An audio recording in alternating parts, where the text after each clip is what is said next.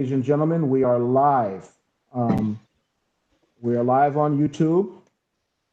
A couple of things that we need everybody to do. The YouTube stream will pick up the microphones of who's talking, and that's the person who will be featured. And so if you're not actively talking, please mute your mic. If your mic isn't mute, I will mute for you. And so if you want to start talking, just make sure that your mic is unmuted before you start talking. But we are live. Thank you, Brother Paul Mark. And if we could ask everyone to put their phone on mute. Thank you. All right, good evening, everyone. Welcome to Fort Myers Alumni Chapter of Kappa Alpha Psi's Virtual Candidate Town Hall Forum. My name is Isaac Dozier, and I am the Political Action Chair for the Fort Myers Alumni Chapter. It's with great pleasure I welcome you to our very first Virtual Candidates Town Hall Forum.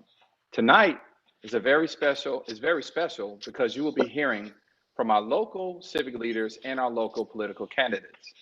Our goal for this evening is to educate the voters about the unique concerns facing the Black community living here in Southwest Florida.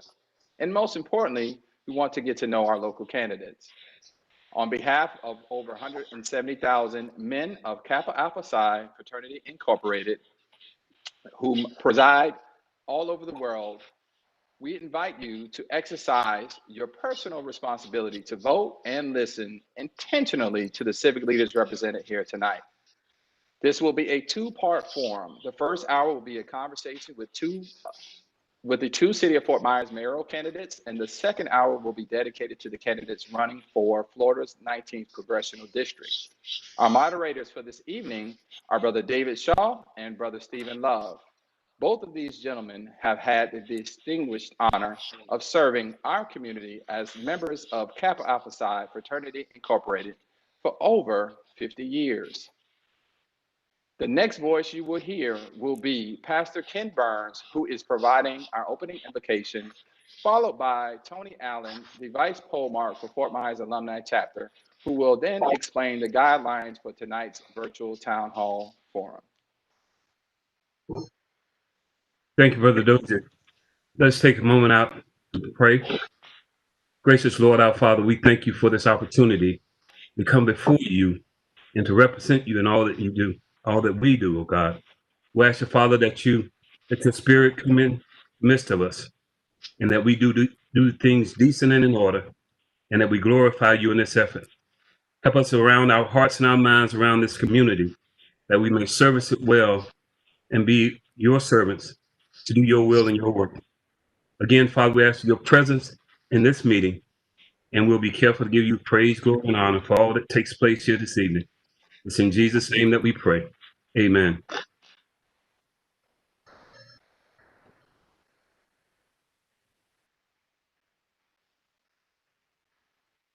Next, you will hear from our Vice Polemarch, Brother Tony Allen. Good evening, everyone.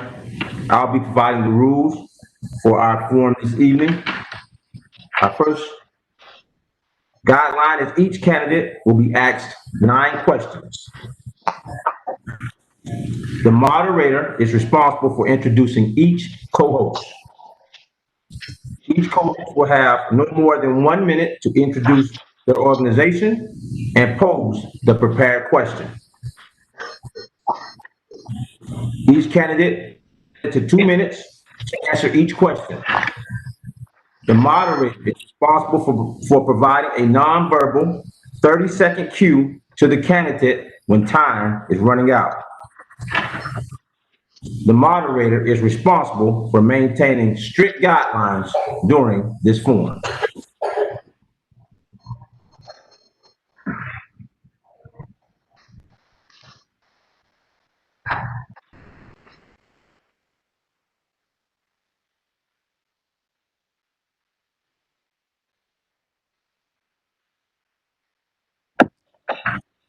You'll be hearing from our moderator for this portion of our forum, Brother Stephen Love.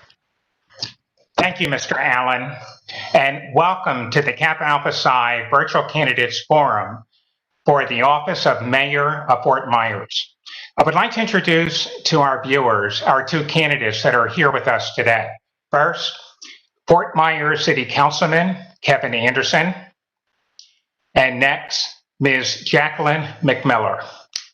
Candidates, we have panelists with us today who will be asking questions to you. As Mr. Allen said, after a panelist asks his question or her question, you will have 2 minutes to answer. When we have 30 seconds left to answer, I will raise this red card. So please keep your eye on me. And at the end of 2 minutes, you will hear me say that your time is up.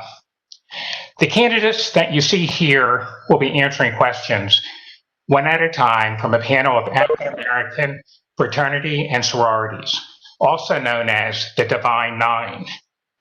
On our panel, we have Todd Thomas of Phi Beta Sigma fraternity, Pastor Alan Stockton of the Lee Interfaith for Empowerment of Lee County, who also is a member of Kappa Alpha Psi fraternity, Willie Sparrow of Alpha Phi Alpha fraternity, Tony Allen of Kappa Alpha Psi, Kurt Sherd of Omega Psi Phi fraternity, Asante Boyd of Sigma Gamma Rho sorority, and lastly, Jerry Ware of Delta Sigma Theta sorority. Our topics tonight will cover 5 areas: affordable housing development and gentrification, equitable allocation of city dollars across all neighborhoods, Black Lives Matter, police policy reform, and minority business development. So, if everyone's ready, let's begin. We are going to ask that whoever answers the first question will then be followed by the second candidate. And then for the second question, we will rotate. So we're going to start with the first question with Councilman Anderson. And our first topic this evening covers a very important issue that is on the minds of many residents: affordable housing development and gentrification. And your question is from Todd Thomas of Phi Beta Sigma. Mr. Thomas? Thank you very much, Mr. Love. Good evening, everyone.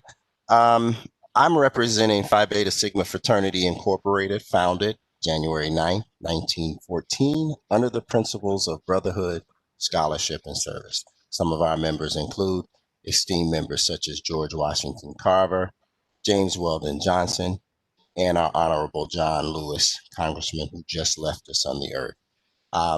We are, again, 130,000 conscious college-educated men.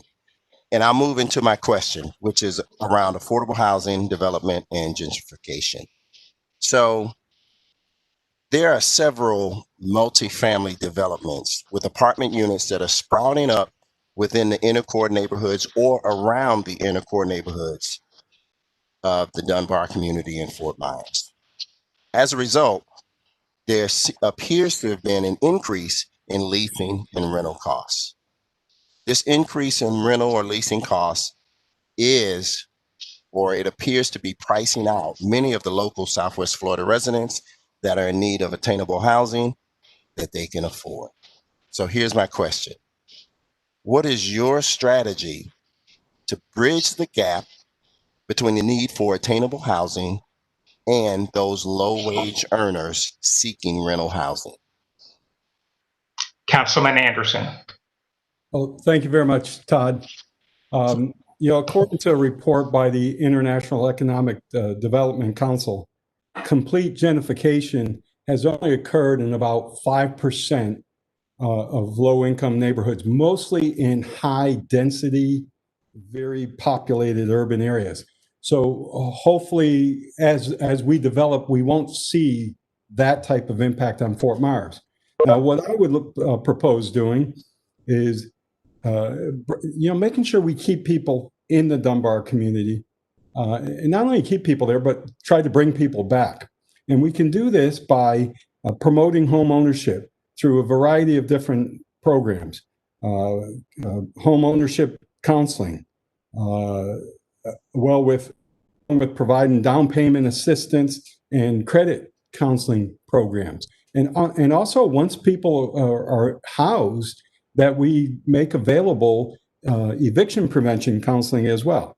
Along with that, we need to continue pushing for economic development so that we attract jobs to Fort Myers that are paying good salaries. We also need to continue commitment with the Fort Myers Technical School and make sure that we're training our young people, those who will not be going on to college, but that we help train them to prepare them for jobs that are higher paying than your normal retail services and restaurants and those type of jobs.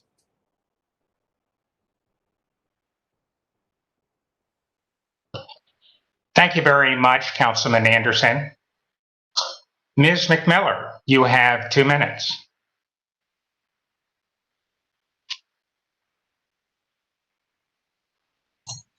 Let me take myself off of mute. Well, one of the first things, and thank you, gentlemen, for having me here, is to recognize the fact that we need to have that affordable housing and attainable housing.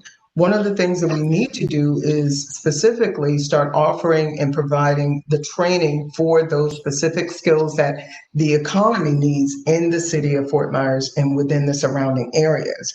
So once we do that, promoting certain programs such as community land trust for attainable housing, where we have and we start to build that the generational wealth, and bringing in where we can actually have places where that can provide the funding for these families and for these people that are living here in the city, but also are dedicated to being here within the city and living here and growing and raising their children here. So we have to bring some programs here. There are many programs around the country.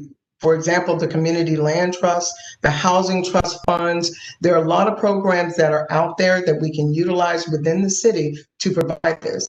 In addition to that, we can also team with the county. Because of the fact that the city is so small, there are certain programs that we cannot utilize from the federal government. If we can team with the county and be able to do that, we can also bring that funding into the city of Fort Myers as well. And thank you. Thank you very much, both of you, for your responses. As a follow-up on this topic, our next question was provided by the Lee Interfaith for Empowerment of Lee County. And we're going to rotate who goes first. So this question will be for Ms. McMiller. And Pastor Alan Stockton of Life and Kappa Alpha Psi will ask the question. Pastor Stockton.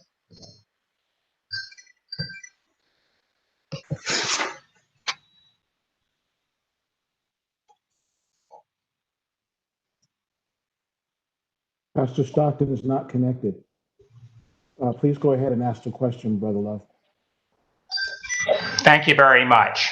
The question is, the city of Fort Myers is facing a shortage of attainable housing opportunities within the city limits. Historically, redevelopment efforts within the city have led to gentrification and mass displacement of low-income residents of color.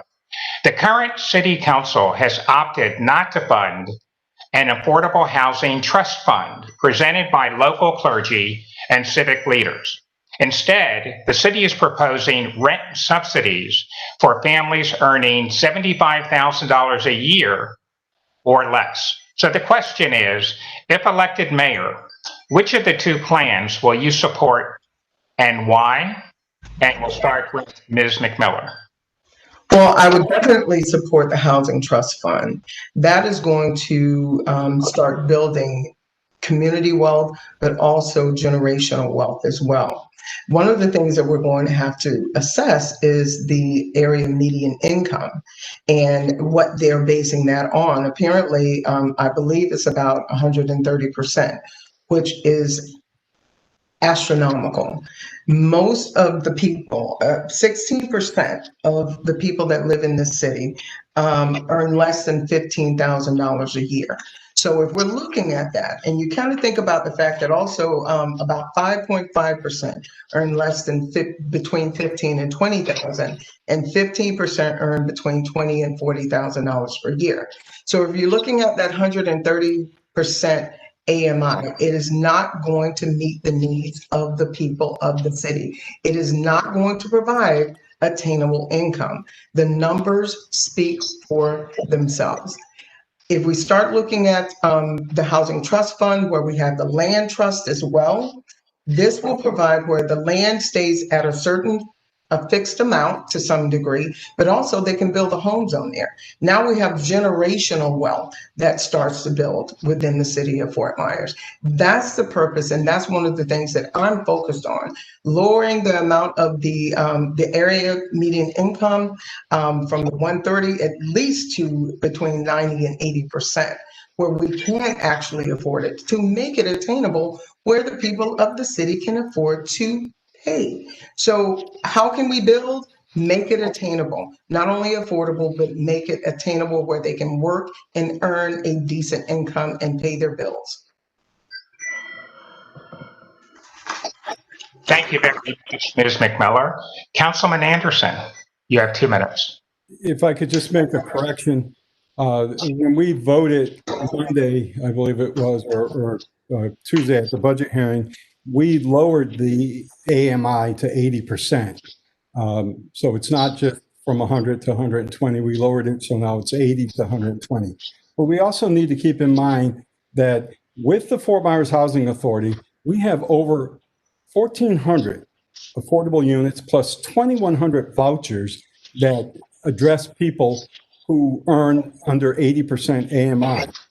The council also recently voted to give a matching fund to St. Peter Claver Catholic Charities project that's going to go on, be built on Michigan Avenue. We voted to give them a $50,000 match. Plus, with the Community Redevelopment Agency, we also voted for the tax rebates. Now they're going to address people who earn under 50% AMI. We also have a project that's going up at Colonial and Winkler that the council approved, which is geared toward people with special needs, handicap. And that, again, is for people who are earning under 80% AMI. Now, with that being said, we still need to find ways to make more affordable housing available.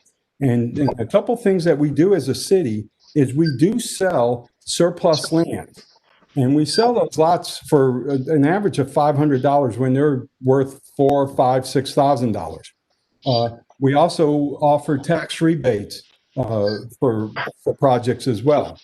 We're doing what we can to help promote home ownership. The problem is it's very difficult for the city to compete with market forces. That doesn't mean we can't contribute. We do work closely with Lee County and the federal government. We're always applying for grants along with supporting the Housing Authority. So it's not that we have ignored affordable housing. We just haven't been able to keep up with the need. Thank you very much, both of you, for your response. So we're going to move on to our next topic. Ms. McMiller and Councilman Anderson, one of the responsibilities of city government is to provide resources and services to meet the needs of all taxpayers. On the next topic of equitable allocation of city dollars across all neighborhoods, our next panel question is from Will Sparrow of Alpha Phi Alpha Fraternity. Mr. Sparrow. Good evening, and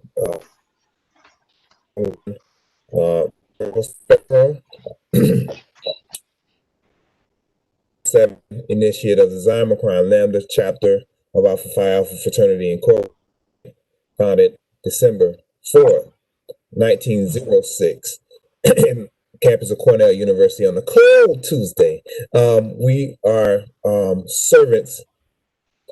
Excuse me, I have something stuck in my throat. Ate too much a little earlier, but counted honored members include the late Justice Thurgood Marshall, Dr. Martin Luther King Jr., Jesse Owens. The list goes on of great alpha men that have contributed to the world that we live in today. And I'm honored to be my brother. Our question is, for many, there have been several locations with Hall, Lawrence, Dunbar, and Society Hill neighborhoods that have heavy industrialized companies such as junkyards and chemical plants that have been allowed to operate near family communities. Most of these companies are nestled in between single-family home ownership neighborhoods owned by people of color. My question to you both, how do you plan on addressing the racial injustice specific to the environmental and safety concerns that have been caused due to inequitable concentration of industrialized toxic waste sites within these communities? And that question, we'll start with Councilman Anderson. Years ago, we made a change to the charter, which prevents junkyards and business of that nature from coming into the city. We have been struggling with how do we deal with those who are already existing. They do have property rights, just like any other property owner. As we continue to grow the city, we need to work harder to identify areas to hopefully relocate or work harder to relocate these industrial areas away from the residential neighborhoods. You know, in a lot of cases, these sites were there prior to neighborhoods, and the neighborhoods have expanded toward them. In some cases, they came in after the neighborhoods. Regardless, we need to change that. We are not allowing new businesses of that nature in, and we need to work harder. And I'm committed to making that happen. It does affect those wards, those areas. There's no doubt about it. And you know, unfortunately, this has gone on for decades. I have always advocated and continue to advocate for putting more emphasis on wards 1, 2, and 3 to bring them up closer to the other wards, to have it more equitably, the services spread out amongst the city, and to improve the neighborhoods in wards 1, 2, and 3. Because not only does that benefit the city, it also benefits the homeowners. Because if we can increase the property values in those wards, then you increase the equity in those homes, and you help the property owners, the homeowners build wealth. Thank you very much. Ms. McMiller, you have 2 minutes. Okay, I believe due to some technical difficulties, you kind of went out a little bit. But just to address that, I'll be honest with you. I've read a lot about what's been happening with the junkyards and within the areas in the city of Fort Myers and in the neighborhoods. If you can imagine, the African American neighborhood and the neighborhoods with people of color are the ones that are dealing with this problem. No other neighborhoods are dealing with this situation. The other thing is, in all reality, these places, they cannot open any other junkyards and businesses such as this. However, there's nothing that the city has looked into or that I've seen that they can do about these places unless they purchase it outright at an astronomical amount, because of the fact that the owner knows that he can basically, he has a stronghold on us. So what can we do? We can purchase that property. However, we can lower the amount that we're giving on the developments downtown, be able to take that money away and save that money to put towards purchasing and buying out these junkyards. And let's be real, the property values are not going to go up And you can't invest in that because no one wants to go and build next door to a junkyard. So what are you going to do with that? We need to start utilizing that money, taking the monies within the city and putting it towards those areas that have been neglected for years. Make that area, bring the area up, the cost of the homes, the prices of those homes, the land where it can increase, and we can get rid of those junkyards. But until then, it is not going to happen the way we've been doing it within the city as it has been now. Thank you both for your responses. As a follow-up on this topic, our next question comes from Alpha Kappa Alpha sorority. And to ask their question will be Tony Allen of Kappa Alpha Psi. Mr. Allen. Again, we'll credit Kappa Alpha for this question. And their question is a two-part question. What plan for the beautification of the Paul Lawrence Dunbar East Fort Myers Census Tract? And also, how will you specifically address this through minority business enterprises and the development of more socially friendly curb appeal that caters to the needs of the community? And we'll begin with Ms. McMiller.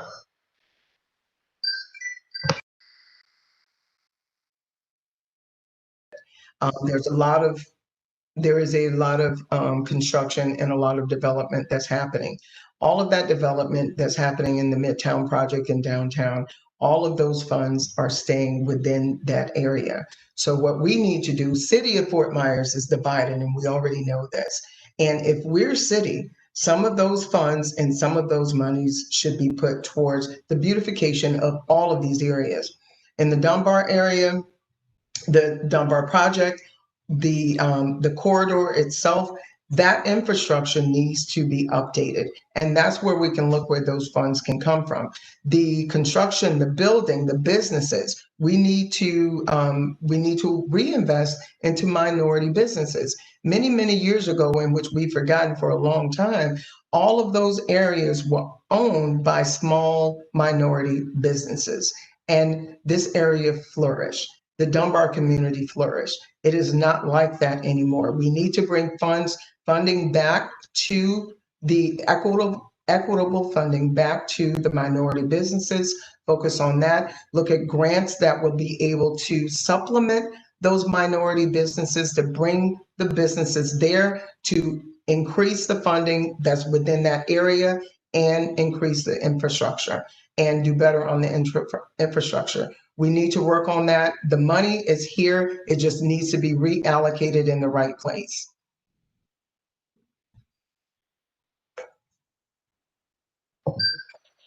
Thank you very much, Ms. McMiller. Councilman Anderson. Thank you.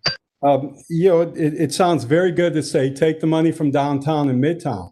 Only one problem. Legally, you can't do that because the money that's used to do the construction in downtown and Midtown is based through the Community Redevelopment Agency, and those dollars have to stay within those boundaries. Now, there is a Martin Luther King, Michigan corridor CRA, and those dollars, well, certainly that's will be used with the St. Peter Claver project. Those can be used, but until those dollars are built up, you can't spend them. But you just can't take it from one CRA and spend it in another. One of my plans that I've been calling for and working hard on is to revitalize the Dunbar community. And it's interesting that we refer to it as Dunbar when in reality, Dunbar is one small neighborhood within a much larger area. There are over 200 subdivisions in Fort Myers, and there's several in the greater Dunbar area.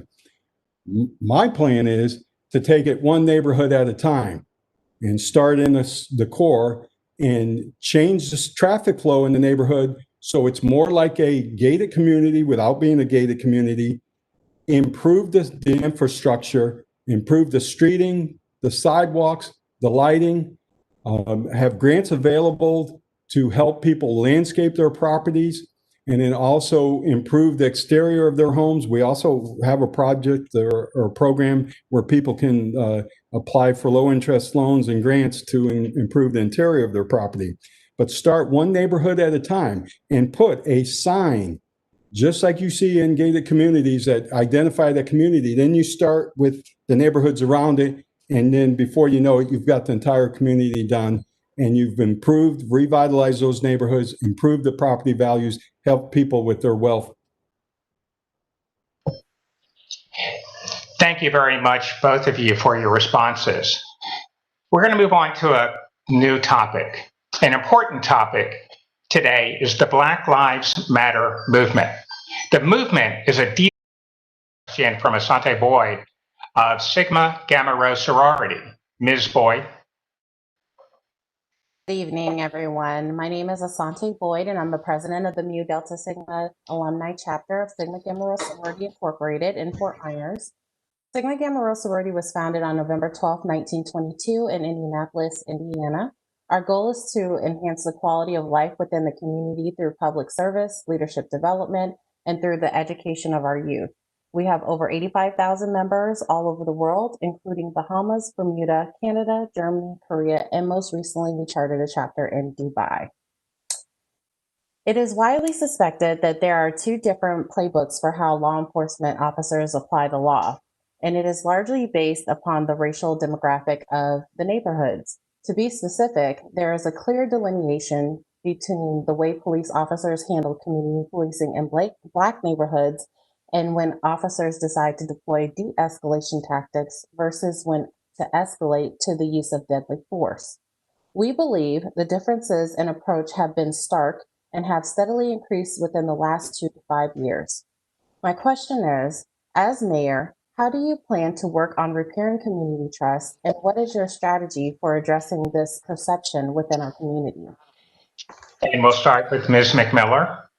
Well, I think the first thing is trauma-informed care and trauma-informed approach, and actually being able to train this, but not only train it, ensure that the officers are utilizing the skills that they're learning from that particular training and utilizing it in the field. We also have to hold law enforcement accountable. We have a citizens review board right now that has no teeth. They have no teeth, they have no authority. So if there is no oversight to these law enforcement officers and some of the things that they do, and some of the atrocities that happen, things will run amok. And that's actually what's happening across the United States, but also in the city of Fort Myers. Many of our most recognized citizens, Deion Sanders, Tommy Watkins, Nate Allen, even myself, have been targeted specifically because of the color of our skin. We need to have oversight that will be able to, where someone can come up and say, we need to address this. If there is no oversight, there is no rule. If the military can have military oversight, I know good and well the city Fort Myers Police Department can have that oversight as well. So we need to make amends with the people in the city. We need to rebuild that trust, and it can be done easily from the time that they step out of the car. Yes, sir. What's happening? How are you doing? At least showing some kind of concern and treating this person not only as a man or as a woman, but as a human being. And we can start there. And once we start there, everything else will fall into place. But it starts with respect and mutual respect. And Council Member Anderson. Thank you. I do agree with Jacquelyn, that it does start with mutual respect, and that means respect coming from both sides. I do, however, disagree with the fact that I do not believe that Blacks are being targeted or hunted. Do we have an issue in this country with police community relations, especially in the minority communities? Absolutely. But again, that revolves around, it's more of a crime issue than it is a black and white issue. The police have contact with over 375 million people a year. And while the number of incidents are horrible, they're very low compared to the number of contacts. That doesn't dismiss the importance of trying to create better police community relations. We are fortunate that we do have an agency that it does have the Police Citizen Review Board. Do I wish it had a little bit more teeth to it? Absolutely. Have I met with police leadership to discuss this? Yes, I have. Am I pushing to get it? Absolutely, and I will continue to push for it. We also have a newly created position of an inspector general who is an attorney and a former FBI agent. And his job is to review the policies of the police department to make sure they are in line with the standards and they're being followed and they're appropriate. And he also reviews the internal affairs investigations. Every complaint that's made against an officer is investigated. His job is to then review those to make sure that investigation was done properly. What we have to realize is that all citizens, regardless of your employment, you are entitled to due process. And that applies to the police officers as well. Sometimes that does make it challenging to hold an officer accountable. But I can tell you from my experience on the police department, the accountability is there. Can it be greater? Yes. Am I for greater accountability? Absolutely. And I tell the officers all the time, the best thing I can do to support the police department is to hold them accountable. Your time is up. Thank you. Thank you both for your responses. Moving on to the issue of police policy reform. Some law enforcement agencies in the United States in the 21st century began to emphasize de-escalation as a method of conflict resolution and obtaining voluntary compliance. There is also an emphasis on community policing to build relationships and community trust. Nonetheless, instances of misconduct, and brutality have continued to occur across the U.S. The next question is from Todd Thomas of Phi Beta Sigma fraternity. Mr. Thomas. Thank you, Brother Stephen. When I actually attended the meet and greet session when Police Chief Derek Diggs came into town and the interview process was going on for the job for the Fort Myers Police Department chief. One of the things he mentioned was he would use qualitative analysis as a part of the increased focus on crime in Fort Myers. And that's just basically using studies and mathematical data to look into areas of crime and basically root out some of those factors. What this has resulted in, not necessarily here, but in other areas, it's resulted in what many minority citizens believe is an increase in the number of police officers harassing formerly incarcerated citizens trying to reintegrate into society. Here's my question, two-part. What strategy do you plan to lead that will improve the Fort Myers Police Department's community policing practices? Part two, how will you personally monitor those situations to ensure that those officers are serving and protecting while at the same time allowing our citizens to be productive while they reintegrate? And this will first start with Councilman Anderson. Thank you, Mr. Thomas. It's good to see you. Yes, sir. As a member of the police department, I introduced the Citizens Police Academy and the Citizens on Patrol. Those were both programs geared toward getting the community and the police involved with each other, helping the citizens understand the ins and outs of the police department. I'm currently working with the city manager and the police department post the rules and regulations on the website, so they are available to people. Right now, if you want a copy of it, you have to do a public records request, and then you have to pay for the cost of that. I'm advocating and working on getting them posted so you can just go right online and find them out. This year, the Fort Myers Police Department received the advanced accreditation from the Commission on Accreditation for Law Enforcement Agencies. Less than 5% of the police agencies in this country hold that accreditation. Part of that deals with police community relations. Community policing is a very effective way to police in the neighborhood.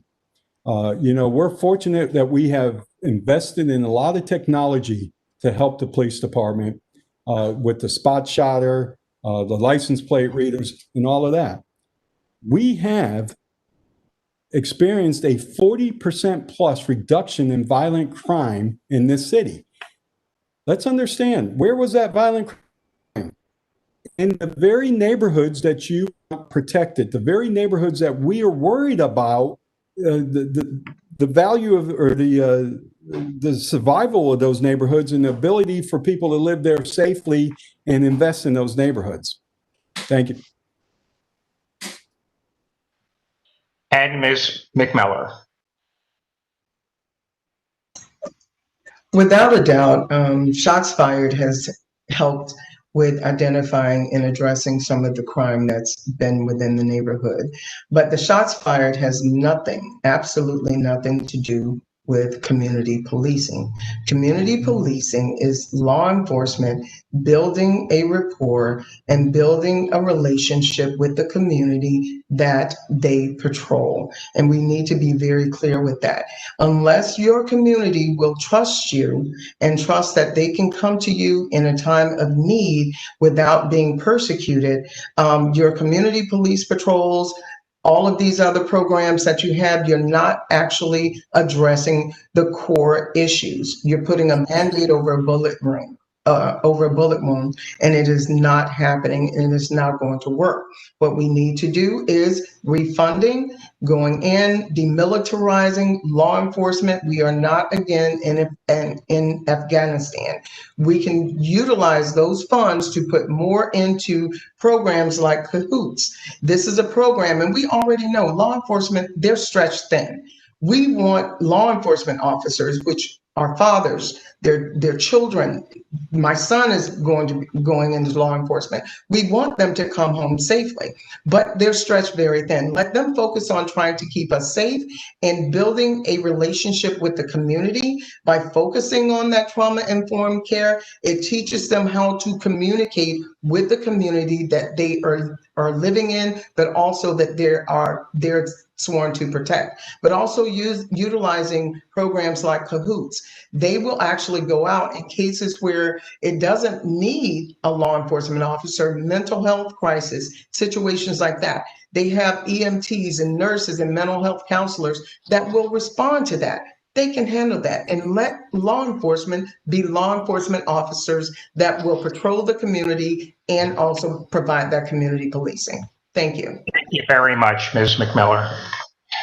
Staying on this topic, we have a second question submitted by both the Lee County Republican Party and Delta Sigma Theta Sorority. Asking this question will be Jerry Ware of Delta Sigma Theta Sorority. Ms. Ware?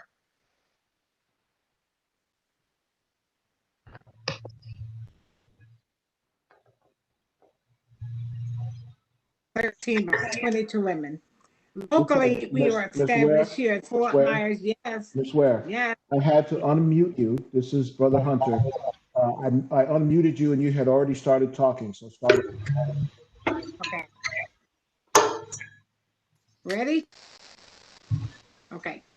I'm Jerry Ware, as I said before, a proud member of Delta Sigma Theta Sorority, which was founded January 1913 by 22 collegiate women at Howard University. Delta Sigma Theta has 300,000 women that have joined this organization. I, for one, joined Delta Sigma Theta 1965 at Beta Alpha in Tallahassee, Florida. Locally, we began our chapter here in 1965, starting the first Greek organization here locally. The question that I have been given to ask you is, as mayor, how will you, hold on 1 minute. Technology has this failure, doesn't it? How come? Tell me what disappeared. Steve, can you read my question for me? Yes, I can. Thank you very much, Ms. Ware. As mayor, how will you address Fort Myer Police Department's strategies for comprehensive police reform, considering that there may be revisions to the police department's budget? And we'll start with Ms. McMiller. Well, one of the things we're going to, I think we all need to have a seat at the table. But not only that, I think someone from the Citizens Review Board, a representative of the community, needs to be there from each one of the wards in the city. Not only, to actually have input into doing that. The funding, refunding, and the with law enforcement, we want to continue to ensure that they are safe.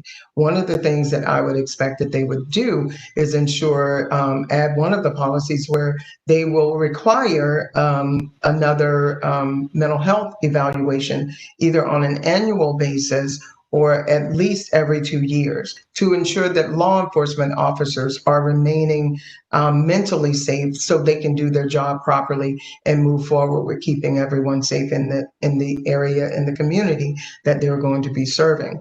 But we also have to look at the fact that law enforcement, the police department, takes about 42% of our budget within the city. And there's much to be done, much changes that need to be done. And again, I will go back to demilitarizing. There's a lot of trainings that is unneeded, but there's also, that's not needed, but there's a lot of trainings that are needed, again, like the trauma-informed care. I spoke to Chief Diggs a few years ago regarding this, and this is something that they are specifically requiring at many police departments and sheriff departments to have this particular training where they can identify with the community, they can approach the community that they're serving in a trauma-informed manner. Thank you very much. Councilman Anderson. Thank you, Mrs. Ware, for your question. One of the things that I relish the most about my career with the police department, my 24-year career, when I was a major, I mandated a program that every supervisor, from sergeant all the way up to the chief, including myself, an entire day, cell phones put aside, no interruptions. And it was a program called Healing Fractured Communities. And it was focused on helping officers understand the impact that their actions have, especially in the minority communities. I think that's something that was very worthwhile. It was a good investment, and I would like to see that again, and I will definitely work on that. Another thing I will do is start a outreach program where, as a council person, I have monthly ward meetings. It was in person, now it's by Zoom. I will set up an outreach program where I meet with people from the community on a regular basis to hear their input on a variety of issues. But let's make sure we all understand, when it comes to the Fort Myers Department, we were only one of 11 agencies in this state to go with a citizen police review board. All right, that was cutting edge back then. We were one of the first agencies in the state to go to body cameras, which is another great tool. Like I said, we started the Inspector General's position. We also got the advanced accreditation from CALEA.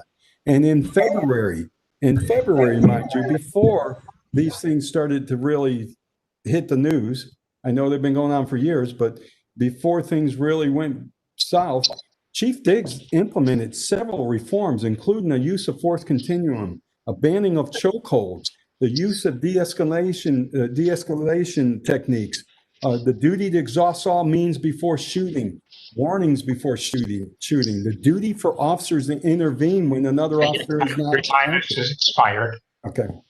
Sir. Thank you very much, Councilman Anderson. We planned on a couple more questions, but because of time, we're going to move directly now to the closing statements. You will have 2 minutes each, and we're going to start with, since we began the night with Councilman Anderson, we'll start the closing statements with Ms. McMiller. 2 minutes.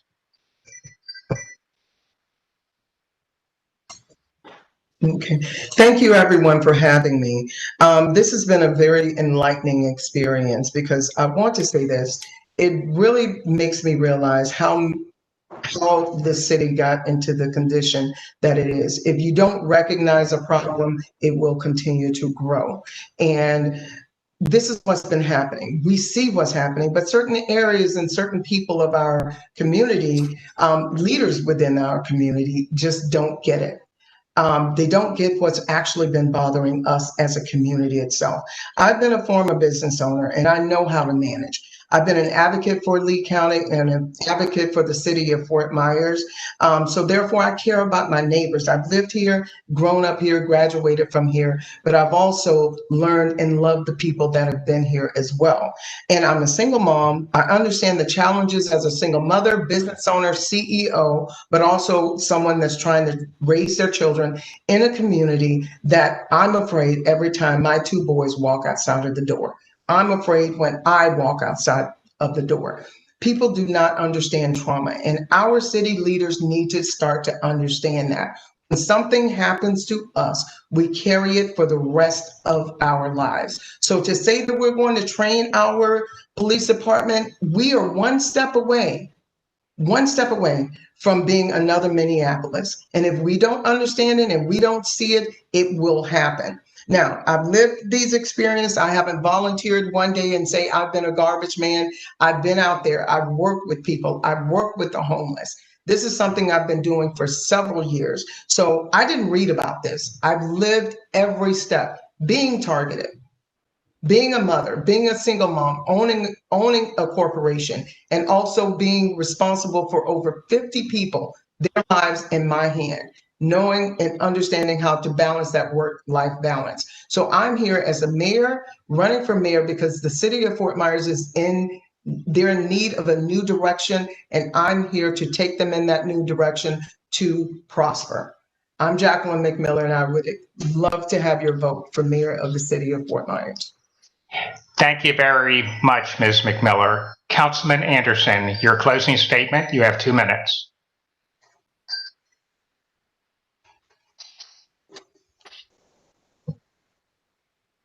All right, is that better? Yes. All right. You know, President Lyndon Johnson said, when the burdens of the presidency seem unusually heavy, I always remind myself that it could be worse. I could be a mayor. You know, being a mayor is a tough job, and Fort Myers is facing tough times. Tough times due to COVID-19, tough times due to civil unrest, tough times with homelessness and affordable housing, tough times with balancing new growth with maintaining existing neighborhoods, and tough times with a changing economy. Tough times require experienced leadership. Tough times require leadership that will engage in tough conversations, no matter how uncomfortable they may be. Tough times require leadership that puts the public interest over the party agendas. In tough time, experience matters. I have the experience this city needs at the time it's most needed. I believe that my decades of commitment and service, coupled with my extensive experience, surpasses my opponent's unproven concepts. I am the choice for the experienced leadership that is needed to keep Fort Myers moving forward in a positive way by continuous improvement of public safety services, lowering our taxes and increasing our reserves, revitalizing our neighborhoods, especially those that are most underserved, addressing housing issues, reducing homelessness, and promoting economic development. Throughout my adult life, I have demonstrated and committed to and love for this community, not just by serving in paid positions, but by volunteering and support numerous nonprofit and social service organizations on the state, local, county level. I've had 2 gubernatorial appointments, one to the Children's Services Council and the other to the State of Florida Juvenile Justice Standards and Training Commission. I'm the candidate who has the experience and leadership to guide Fort Myers through the good times as well as the tough times. I want to thank you, the Kappa Alpha Psi.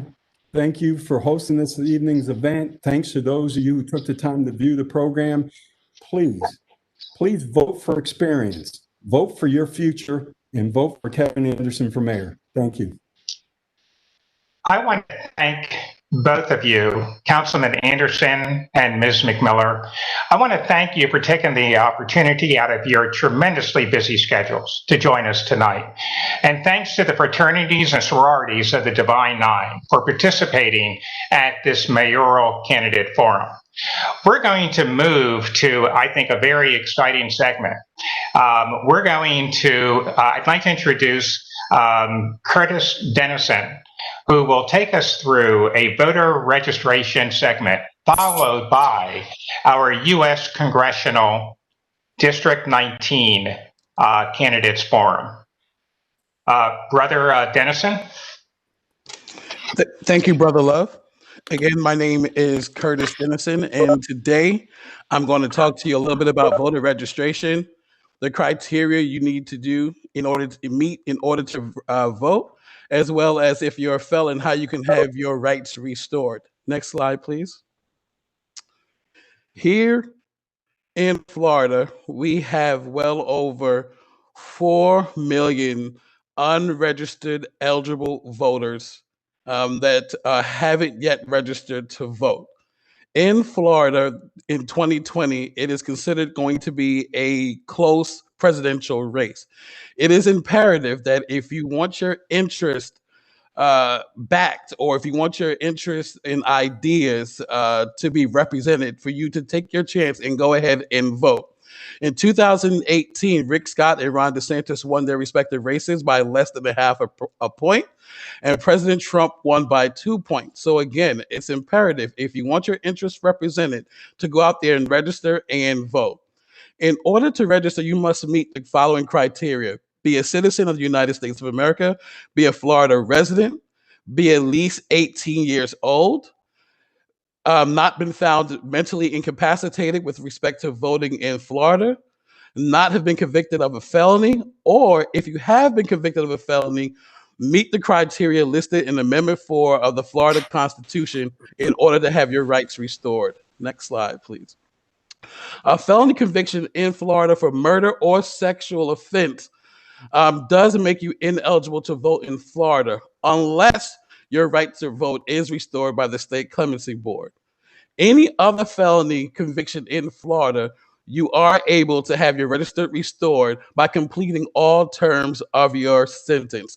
That includes your prisoner jail time, parole, probation, or other forms of supervision, and payment of all fines, fees, costs, and restitution. Next slide, please. Now, if you have a felony conviction in another state, that doesn't necessarily preclude you from being able to vote here in Florida, unless your conviction in that particular state stops you from voting. Then you won't be able to vote here in Florida. A felony, if you just have a felony offense but not adjudicated guilty, that does not make you ineligible to vote. You still can vote. If you only have a misdemeanor conviction, that does not make you ineligible to vote. You still have the right to vote. Now, if you're interested in registering, you can register by many different ways, either online at registertovoteflorida.gov, or visiting the Florida Driver's License Office or Tax Collector's Office, or you can fill out the voting registration application in person or by mail and deliver it to the Division of Elections. Now, the National Voter Registration Act has designated government agencies to serve as voting registration agencies. This means any person can register to vote through one of these agencies at the same time they receive the agency's core services. So that means you can register to vote when you visit the office that provide public assistance, offices that provide state-funded programs for persons with disabilities, armed forces recruitment offices, centers for independent living, and public libraries are all places where you can vote. Now, if you believe you're registered but you're not quite sure, you can check your registration status by visiting the Division of Voters Election Information Lookup, or you can contact the Bureau of Voter Registration Services hotline at 1-866-308-6739, or send them an email. Next slide, please. Now, the register to vote in this year's presidential election is Monday, October 5th, 2020. If you're planning to send your application by mail, it must be postmarked by that date. Now, there is a late registration deadline, and it only applies to those who have been recently separated from the Merchant Marines, Armed Forces, or from employment outside the United States. That late registration deadline is 5 p.m. on the Friday before Election Day in the county in which you are to be registered. For more information, contact your supervisor of elections. Here is a brief snapshot of the voting registration application. This is what it looks like. You'll just need to fill out the application and that information and then send it into the Division of Electors. Thank you. Next slide. Now, these are two frequently asked questions that I've heard. I just moved within Florida. Is there anything I need to do about my voter registration? Now, if you move from one county in Florida to another county or move within the county, you do not need to re-register. However, you will need to update the address on your voter registration record. Now, if you haven't received your voter information card after you registered, you'll need to contact your county supervisor of elections office. You'll want to give them approximately 2 weeks following registration. But again, if you haven't received it, contact your county supervisor of elections office. Next slide.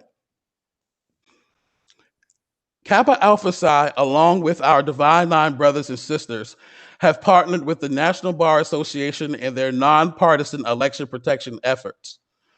Other partners in this effort include the Lawyer Committees for the Civil Rights and the Transformative Justice Coalition. This is a short-term commitment that ends after Election Day on November 3rd, 2020. Now, up top, you will see the Voter Protection Hotline.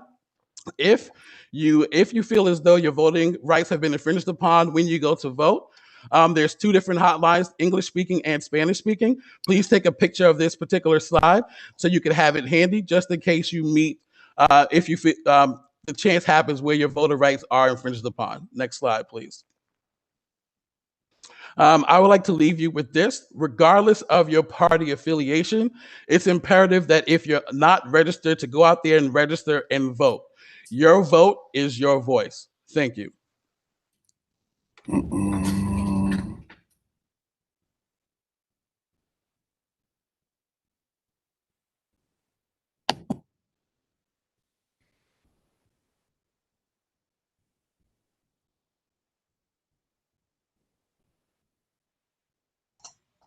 Okay, Brother Dozier, we can see your lips moving, but we can't hear you.